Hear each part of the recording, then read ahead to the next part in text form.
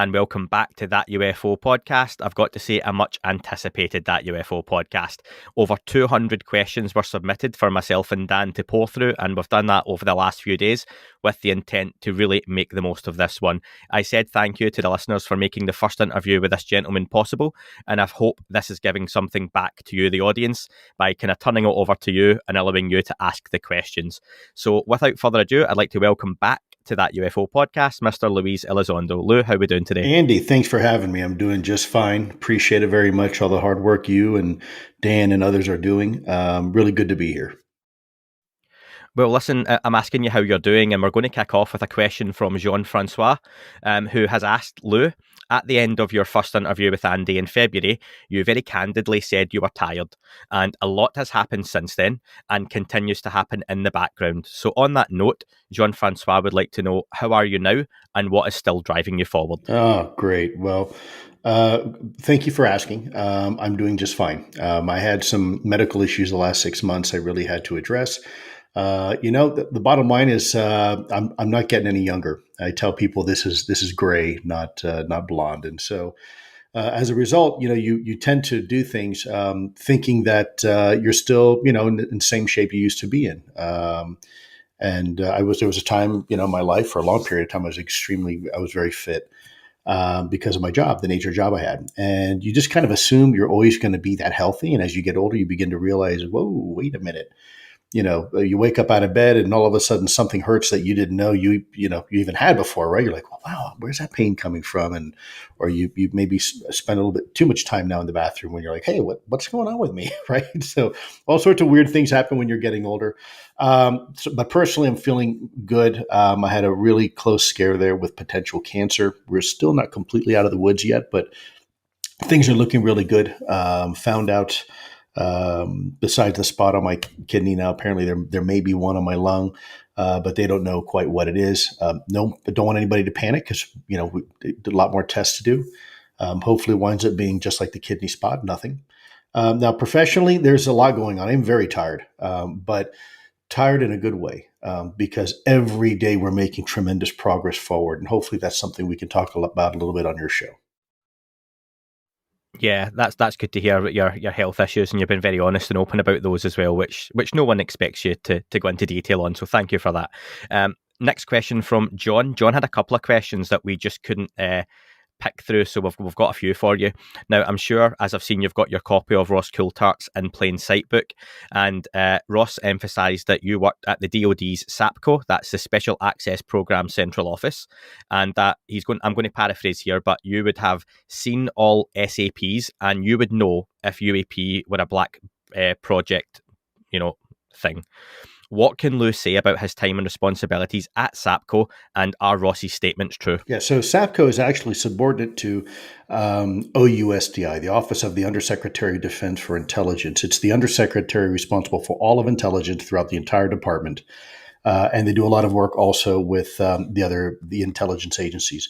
Let's not forget that a lot of the agencies out there, like National Security Agency, Defense Intelligence Agency, National Geospatial Intelligence Agency, NRO Agency, they all fall under the cognizance of DoD for a lot of their missions. And as a result, the USDI is responsible for knowing everything and anything that they're doing. It's law, in fact. And the SAPCO office is part of that capability that manages the SAPs under the OUSDI. So yes, I had a very close working relationship with them. I managed SAPs myself. And there were several meetings where I would go in with new information regarding ATIP and saying, hey, does anybody know what's going on? And the response was, no, big goose egg, nothing. Furthermore, what I'll share, which I haven't shared publicly, is that the former USDI, before he became the DNI, Director of National Intelligence, his name was Jim Clapper, General Clapper. He was also the director of several organizations before. A very good man. Politics aside, I don't take sides politically. I don't care if you're liberal or conservative or anything in between. The bottom line, he was a very, very good intelligence officer and a very good leader when he was in. And what I will say is that he was. I won't go into a whole lot of detail, but he expressed to me, if at some point you ever get a chance to talk to him, he, in front of my wife, he said, "Look, I'm really glad, Lou, you were doing this. I'm really glad we had a UFO program. It's something that we should have done." Regarding SAPs, yeah, I would have no, I wouldn't necessarily be managing all those SAPs, but I would have access because of my quote unquote need to know. There's several things that, and I know that we're going to go short here because you want to answer a lot of questions, but it's a little bit of a convoluted process. SAPs are, so you have confidential information, secret information, top secret information, SCI, sensitive compartmented information, and then you have special access programs. And those are compartmentalized for a reason. Think of bulkheads on a ship. So if a ship were to take a torpedo or damage on the side, you could seal up the bulkheads and minimize the damage, right? So the rest of the ship doesn't flood. Same thing with SAPs. The SAPs are very sensitive programs. The reason why you compartmentalize them is because you don't want to jeopardize you don't want to jeopardize the operation or capability because it is that sensitive. And so you compartmentalize these things, kind of like a bulkhead of a ship. There are, yeah, so I say this. There are master lists of all SAPs that certain people have access to. There's also oversight committees. So if you talk to Mr. Chris Mellon, my dear friend and colleague, he was the SAPCO. He was the guy who managed all SAPs. In fact, those SAPCOs answered to Chris Mellon. Chris Mellon at the time was a deputy secretary of defense at the time, and he was the boss. And he'll tell you the same thing. There these UFO programs that if they existed besides ATIP, were probably being run rogue. There was no oversight. They were being run in a way that was out of mind, out of sight, so to speak. And that's problematic because we are an organization that's built on rules and regulations and policies and doctrine, and we have oversight for a reason. And so when the people who are responsible for knowing that information are deliberately kept out of the loop, then that's a significant problem. That's a legal issue, right? People can go to jail for that. So I don't know how to emphasize enough that if someone was running a rogue operation, that's a big no-no. I mean, I had people in the chain of command at the Secretary of Defense level and his echelons right below that were in the loop. They knew what I was doing, and I had that blessing to continue doing it. It wasn't that Lou Elizondo was just running some rogue operation. Every time I asked and had the authority to say, "Hey, look, I need to know what you guys are working on," people were shrugging their shoulders, saying, "Lou, we have no idea what you're talking about." And that's true not just with Chris Mellon. He'll tell you the same thing, but so will Jim Clapper, who was eventually the director of national intelligence. Excellent. Thanks, Lou. On your last podcast with Christina Gomez, hello to Christina, you mentioned that slide 9 could very well be related to Havana syndrome, something we've heard a little bit about in the news at various times. Wouldn't this mean that in this case, the phenomenon is potentially an active threat with intent to harm? And I would like to add to that, Lou, personally, are we in any imminent danger as a species from the phenomenon? Wow. Shucks. So let me see if I can clarify so people don't take things out of context. Signature is a signature. Okay. So there are a lot of things that, let's take, for example, a dog barking and a coyote barking in the distance. Both are a type of dog, right? Different species, but both are a type of dog. And they sound pretty similar. And they kind of biologically work the same way. I'm going to be very careful not to elaborate at all on Havana syndrome. It's not my forte. I will let those people in the government who are working it continue to do what they need to do, and I certainly don't want to interfere with that. But what I meant to say is that there's some interesting what we would perceive, myself and several colleagues perceive some interesting correlations there. I'm not prepared to elaborate right now. I simply cannot. But it's a fair question. It's a great question, and a question that I think will be addressed in time. What I don't want people to think is that Havana syndrome equals UAP. Not necessarily. We're not there yet. There does seem to be some correlation, but we're not prepared right now to really go into any detail, because right now a lot of it's just theoretical. Sure. And on the second part of that question, separate to Havana syndrome, is there anything in the meantime, in the last few months or years, that would indicate there is any potential threat from the phenomenon? Well, therein lies the question, right? Because people always say I'm fear mongering, and they're not listening to the words I'm saying. Potential threat is not the same as hostile intent, right? If I walk under a ladder, there's a potential threat there. The ladder could collapse on top of me. It's not a deliberate act by the ladder. It's just a function of safety, right? If I drive in my car to the grocery store, there's a potential threat that I could get a flat tire. I could run over a nail. I could get into a car accident. That's why we have airbags in cars and why we have seatbelts and things like that. But it doesn't mean it's hostile intent. And that's the real question people want to know. And I think that's what people are getting confused. There's always a potential threat. The fact that we have an information gap, an intelligence gap, is a threat. Now, it doesn't mean it's necessarily an intentional threat or a hostile threat or hostile intent. It just means that when you don't have, in the absence of information, it's a anything goes game, meaning you don't know. And so it is incumbent upon the national security apparatus to make sure we do know. And anything that we don't know is, yes, a potential threat because we simply have no idea what the capabilities are. We've seen some of the capabilities. We have no idea the intent. And therefore, to assume or presume everything is kumbaya is foolish. It's crap. Every time people come out and say, oh, peace and love, and they want everything, you don't know that. So please stop that garbage. You don't know. It's your personal experience, because every time someone says that, there's another person who had a terrifying experience. Look, biological effects are real. I'm not going to go into much detail than that. There's a reason why we had a DIRD done by Dr. Kit Green, which, by the way, who I highly respect, who's an incredible human being. There's a reason why we had a DIRD looking at biological effects, right? You may think it's all great and kumbaya, but then talk to somebody who maybe had a little bit different experience and now is suffering from it. I don't think we have the right to simply lay a blanket statement saying it's not a threat. I also don't think we have the right to lay a blanket statement to say that it is a threat. We simply don't know. And I think, what we need to do is approach this with due diligence, right? Cautious optimism, but at the same time, remain guarded. We don't know what we're dealing with.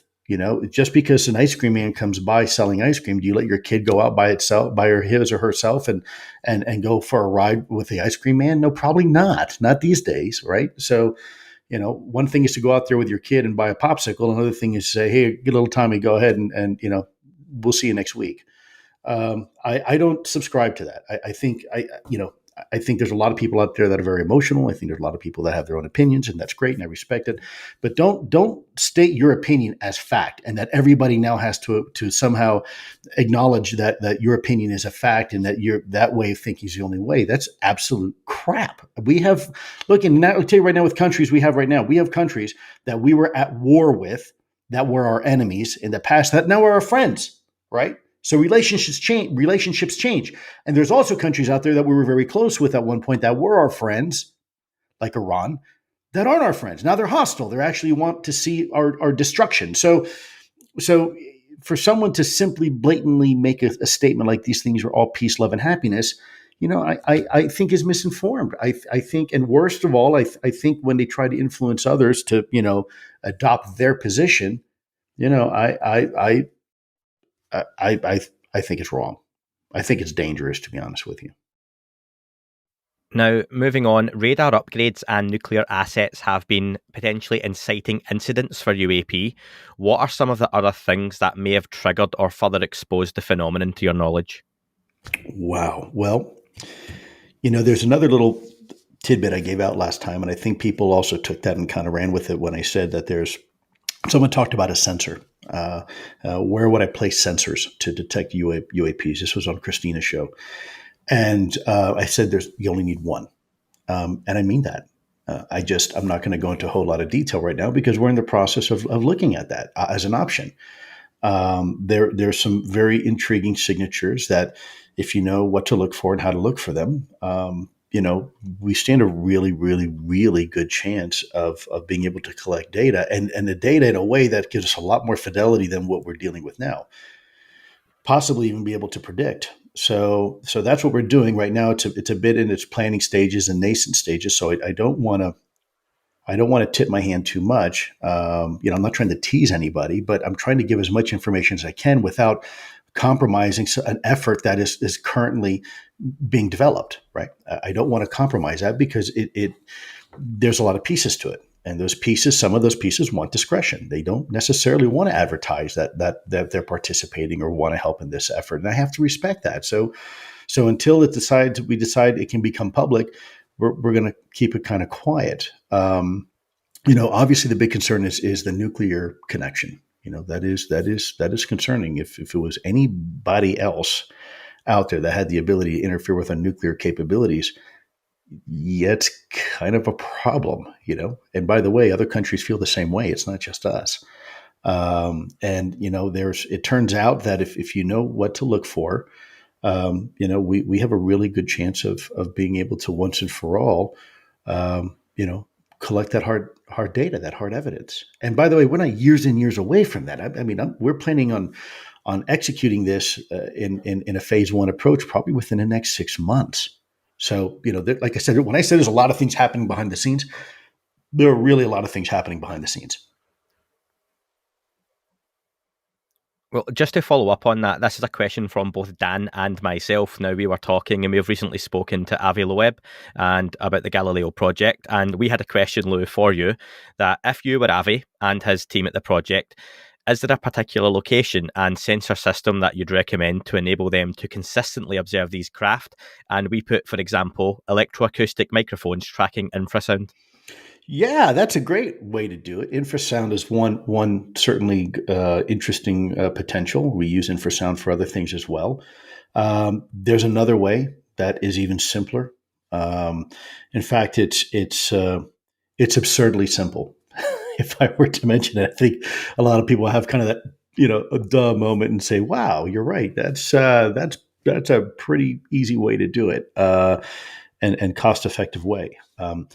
My hope is that we can continue working with we're in the process now of developing some really high performing teams on the academic side, the scientific side, technological side, governmental side. Again, there's a lot of things happening behind the scenes, and I think the public's going to be very surprised and probably pretty excited once some of this information starts getting into the public realm, because it means real results. It means real results that satisfy the itch that a lot of people have out there. And that's what we're trying to do, but again, it's a process, right? It's not just, I'm not going to be like everybody else out there and just, start making all these proclamations just to get a couple extra clicks on a YouTube video. I'm a former intelligence professional. We do things, deliberately, methodically, and only when the time is right, do we execute. Timing is everything. And so, I also don't want to make grandiose claims and then there's a slight hiccup and someone says, "You said in 3 months we'd have this." And it's now 4 months. I've learned my lesson on that. I've been burned by that before. So that's why I rather under promise and over deliver. That's why I prefer to kind of stay in the shadows as long as I can until, we're ready for the next thing. But one thing people should know is that when we're quiet like this is when most of the action's happening. This is when really a lot of the hard work's being done, working with my colleagues at Skyfort, working with our friends in the U.S. government, working with our friends in the academia and scientific community. There's a lot of things happening right now. This is a very exciting time. In fact, I would submit to you, we're probably doing more now behind the scenes than we ever have before. And that's really good to hear. And talking of behind the scenes now, this is a question from Tim, and Tim just puts it all out there. He wants to know what is currently the leading hypothesis supported by the facts regarding the phenomenon, such as self-replicating AI or ultra-terrestrial, etc.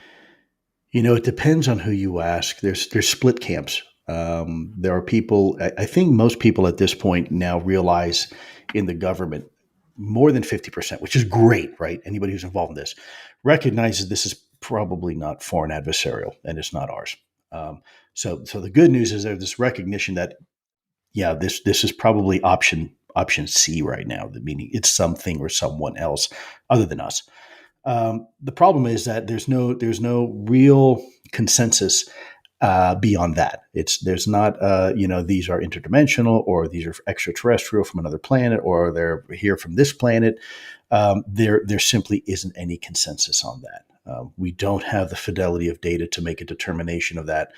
I think historically, when you were to talk to somebody in my position in the government, they would immediately say these things are from another planet, another world. But that was really prior to our understanding of quantum physics and what we're now beginning to observe in the laboratory. Jacques Vallée has submitted quite publicly that these are truly interdimensional. The problem is when you say the word interdimensional, it kind of has that woo effect, right? Everybody says, ooh, interdimensional. What does that mean, right? You think of cheesy 1970s movies and, the creature from the eighth dimension and whatnot. In reality, a dimension is simply just another reality that is beyond our immediate perception. The electromagnetic spectrum, for example, you are able to look at things in, for example, ultraviolet or infrared that the human eye normally can't pick up. That's an example of perhaps interdimensional. Could also be where we look at time, for example. We have 3 dimensions, physical dimensions that we live in a 3-dimensional space, right? X-axis, Y-axis, and a Z-axis. And then time is kind of this function, 4th dimension. But time isn't a 3-dimensional space like space is, or is it? And so if you and I were having this conversation right here and right now, we can communicate. But if you had the ability where time itself was maybe a 4th dimension, where you could actually, it was also like a 3-dimensional space. If you and I were sitting right here, but you were sitting here 5 minutes from now or 5 minutes ago, we'd be like ships passing the night. We'd never be able to see each other communicate. And it's only when you're right here, right now, do we get a chance to interact. So that's one of the hypotheses that's been postulated. But at the end of the day, your guess is as good as mine. We simply don't know yet. And this is what is so intriguing and fascinating about this enigma, because there's a lot of opinions out there, but there's not a whole lot of data. There's the data that we have suggests several hypotheses as possible. Lou, can I ask respectfully, and I'm going off the script here, why is my guess as good as yours? Because I don't think anyone listening to this would subscribe to the idea that my guess or Dan's guess or someone else's should or could be better than yours. Because when it comes to that specific look, when you're watching a basketball game, you could be the best coach in the world, or you could simply sit there on the sidelines and watch the game. But until that player takes the shot, no one knows if that ball is actually going into the hoop until the ball goes into the hoop, right? And if you were to see a player laying up and ready to take a shot and press pause and ask anybody in the crowd or anybody in one of the coaches or anybody or the players even, ask them if that ball's going to make it into the hoop, no one can tell you a definitive answer, not even the players, until that ball goes into the hoop. And although we have some strong inclinations of what this could be, we still don't know for sure. And so it's inappropriate for me to say, yeah, you're right, I have the answer. So you should all listen to me. Remember we just talked about people who assume that these things are all hunky-dory and there's no threat, or people who say they're nothing but a threat, right?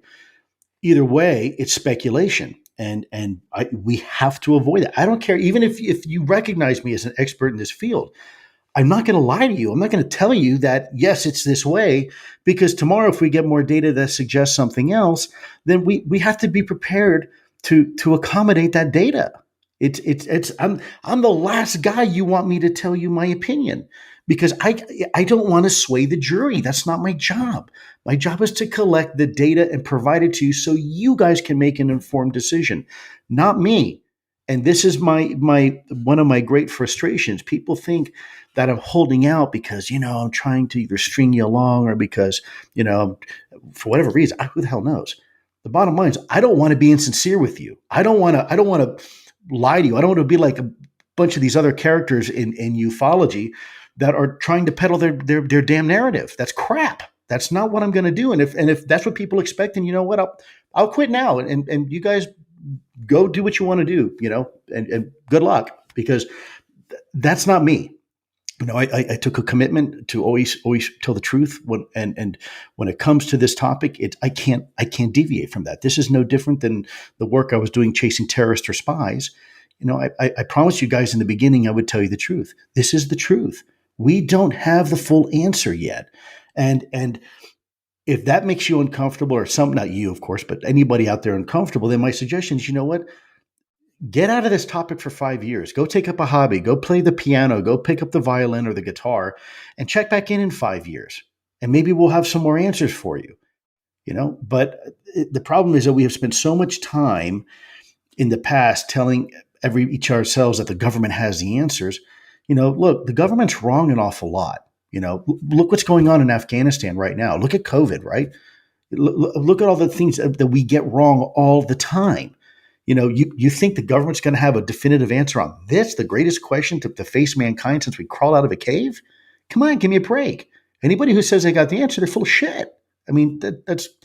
I'm sorry, forgive me, but I get frustrated because we have to let the scientific process work. We have to. I know it's tempting not to, but I think we're doing ourselves a disservice, and I would be doing you a disservice if I told you anything other than the facts. And that's how I feel. I mean, maybe if you were to come to my house one day and we had a beer privately and we're just chatting outside, and I'll give you my opinion, but I'm not prepared to provide my opinion publicly. It's not helpful to the conversation.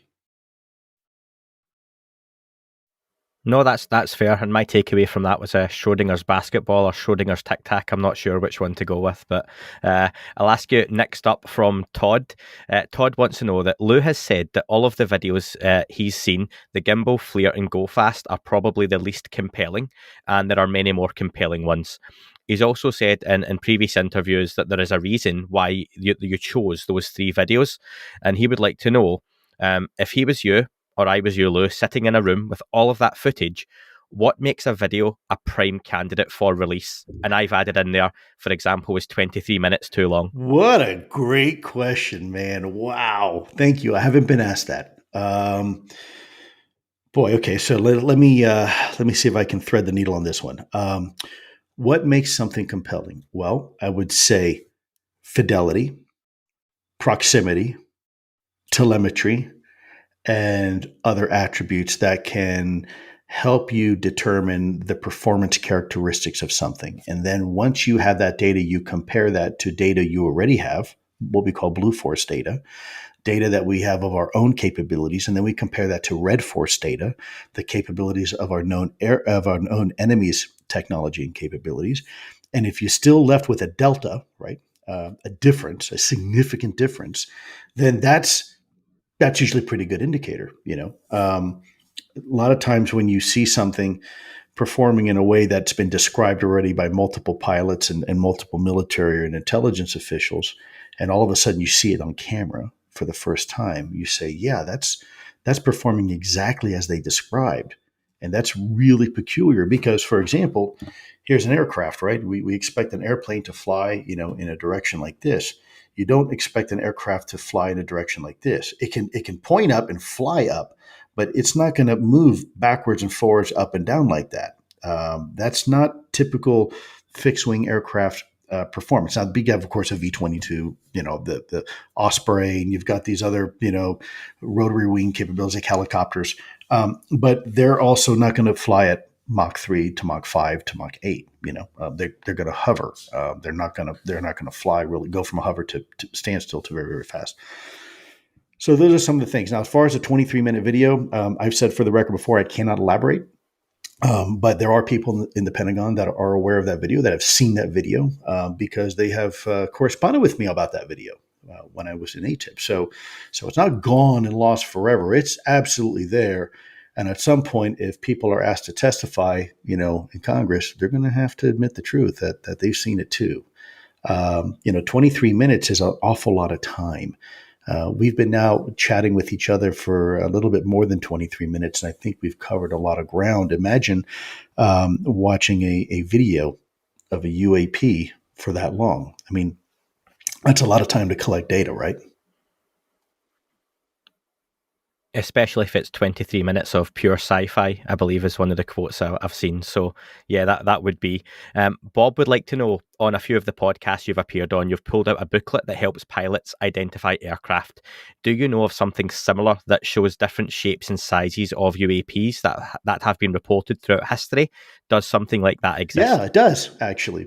Project Blue Book and some other ones actually had a listing of the shape of typical UAPs. In fact, the CIA had some documentation on it as well, from lenticular to more cylindrical to triangular.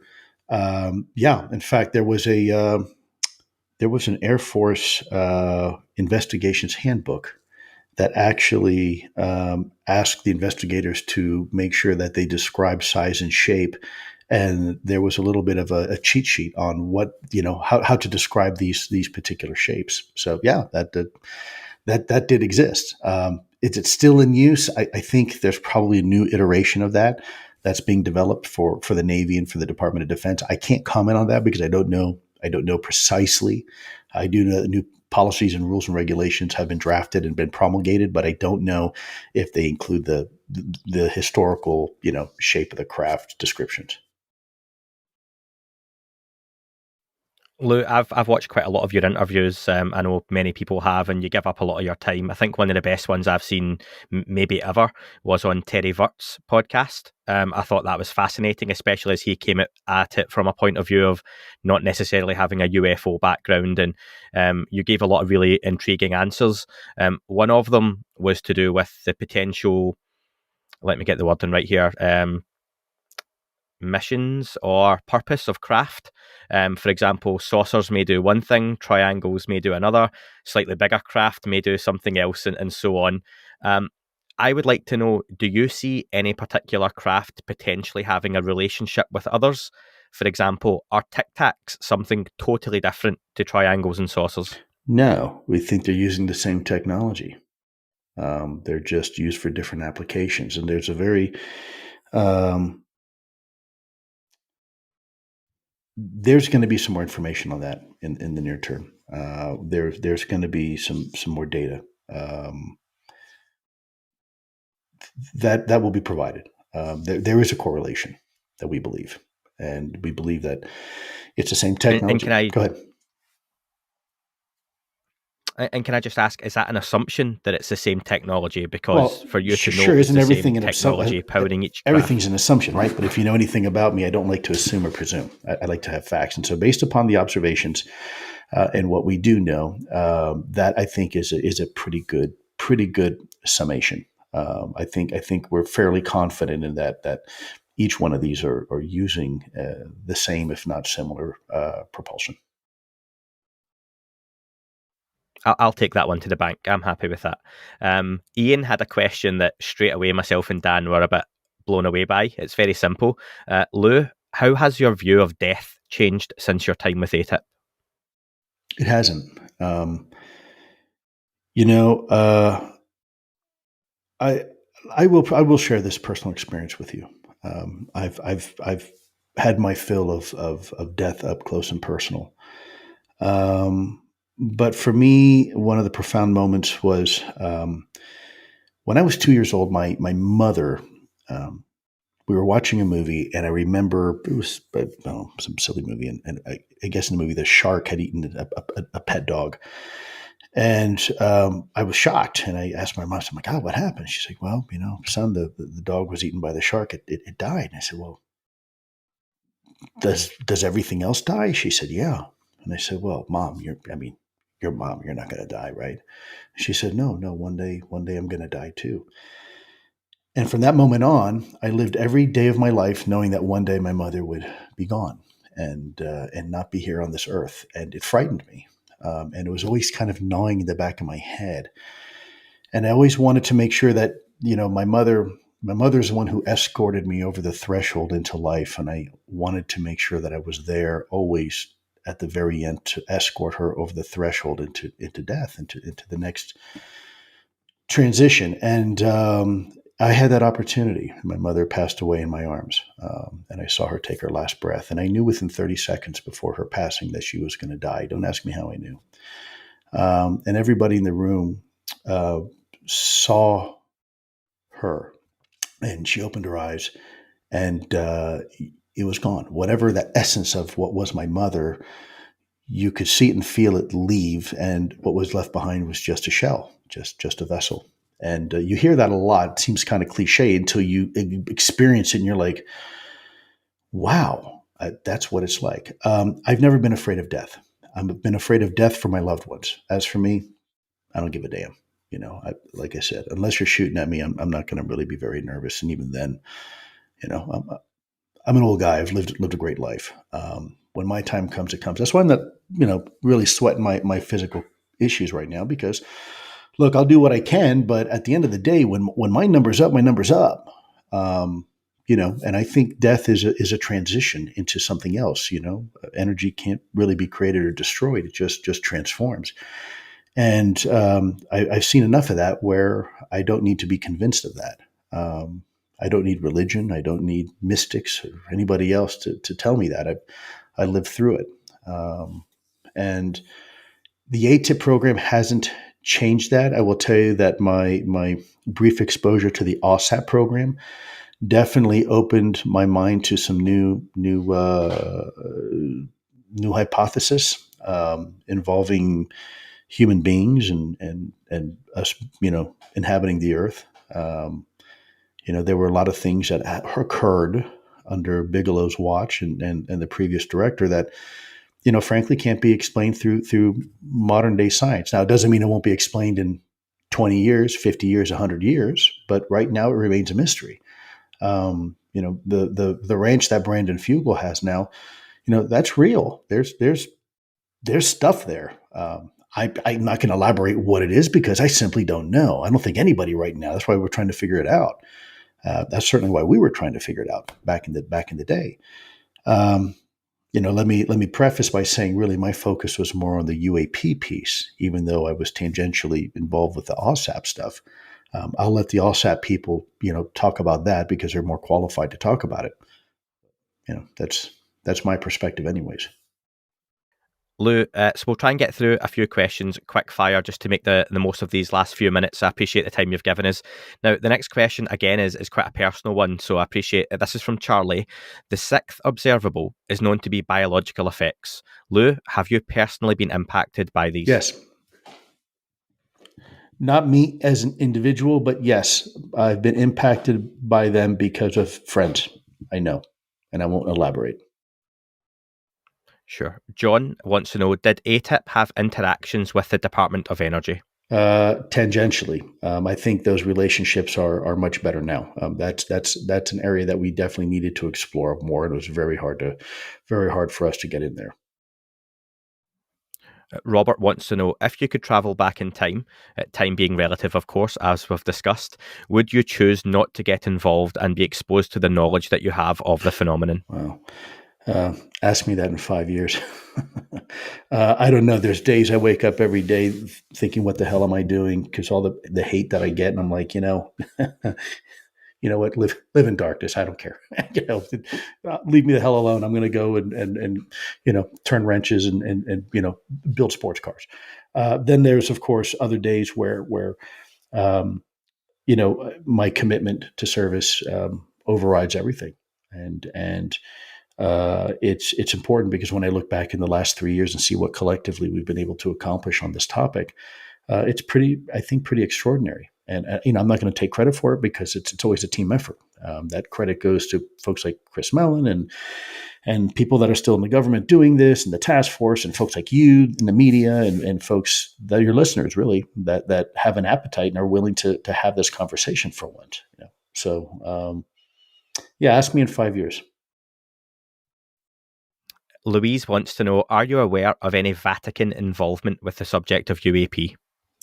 I'm going to let the Vatican answer that question out of respect for the Vatican.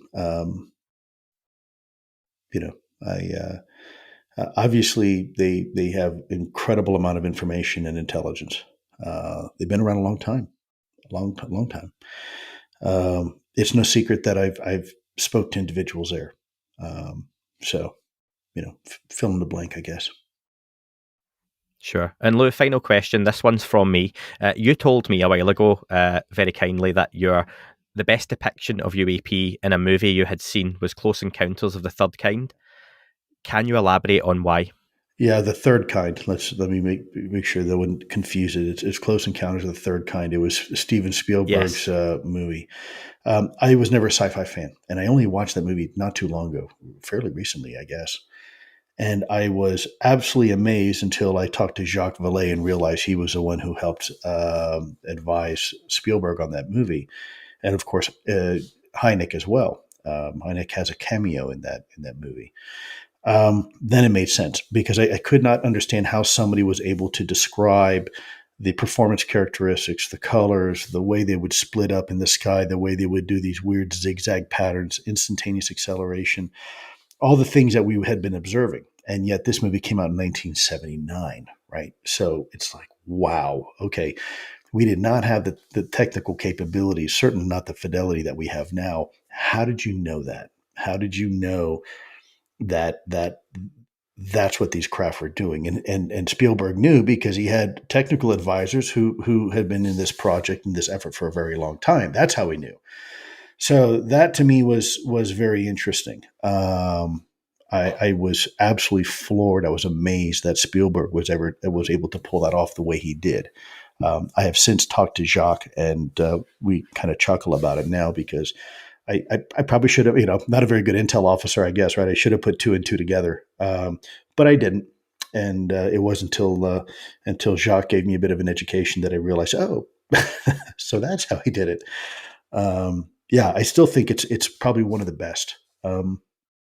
Just because I think the depiction at the end of how these things were operating and maneuvering was right on the money. Excellent. Lou, we've run out of time. With your blessing, I'd like to put this out as part 1 with the view to, in the near future, Andy, you don't hopefully ever before have Christmas, to, if you do have the time, come back on and get through some brother, more. you don't ever have to ask me permission to do anything. Whatever you want to do is fine. Let me know when you want to have this conversation again. Happy to do it. I'd love to answer all 200 questions if we can, because I know people get mad and say, hey, you didn't ask Lou this question. You keep asking him the same old questions. For the record, I don't think you did. But, to scratch the itch of some of those out there who maybe didn't get their questions answered, let's do this again.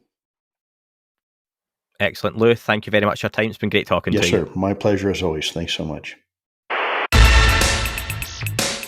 Watch more podcast clips now on our YouTube channel. Go to Livewire Podcast Clips and watch more great podcast videos just like this one.